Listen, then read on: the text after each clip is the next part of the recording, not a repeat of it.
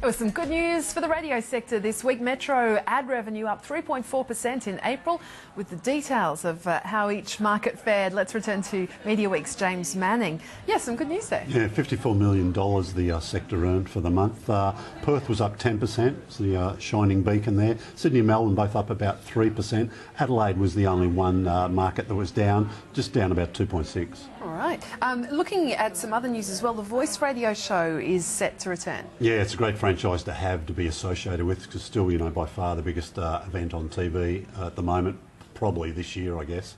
And DMG Radio have scored it again. Darren McMullen will be hosting sort of a weekly update program, speaking to contestants and that on the Nova network. All right.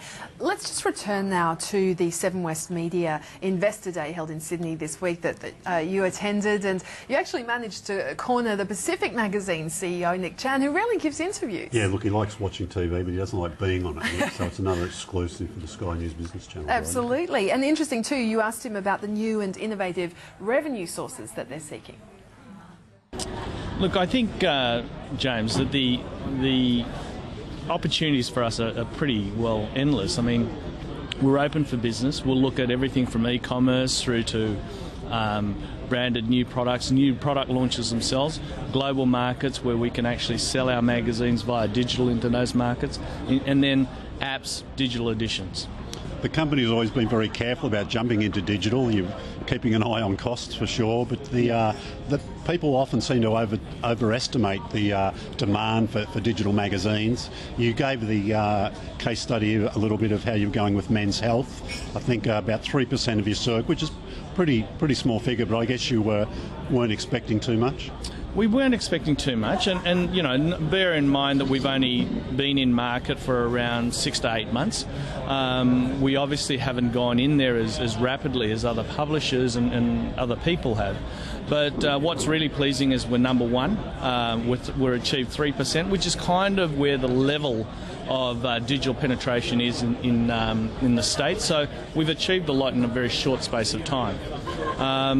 What is more encouraging, I think, is that the tools and the technology that some of the providers are allowing us is that we can scale without putting an enormous amount of resources into it. New Ideas, your biggest magazine. You talked a little bit about that today, showed one of their clever ads. What could be down the track for that? I mean, you would think that's probably going to be one of the last places for digital conversion. Look, probably on a magazine side, but there are a lot of things that New Idea does. For example, it probably produces as many food pages as any magazine does in Australia every year. There's that level of content. There's everything from puzzles through to home improvements and fashion that it does. And you know, our minds aren't limited by the printed form. I mean, what we need to look at is what do the audiences really need functionally and want out of our magazines that we currently supply and our brands. You'd be looking, I think you're looking to sell more retail, more sell goods to the, you know, sell off the page, I think was maybe in one of your slides. Without stocking warehouses yourself full of stuff, how are you going to do that? I mean, look, you've tried that in a little bit before. It's a tricky area, isn't it? It is a tricky area, but what you now have is you have an online audience, a platform that makes it a little bit more efficient. There are strategic partnerships out there that we can tie in with.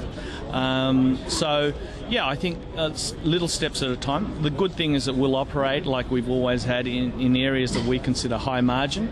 We're not there to cut out our advertisers. We think we can work hand in hand with certain ones of them. And in sectors where we don't get advertising support, in categories we don't get advertising support, they're probably the categories that we will focus on. In the key groups you compete in, you said you'd like to be a market leader wherever you play. Is there anywhere there room for growth? Whether it be your celebrity titles, your women's, your lifestyle? Well, you know, everything. We think that markets like health, markets like home, fashion still, you know, fashion will evolve and there will be greater opportunities in each one of those.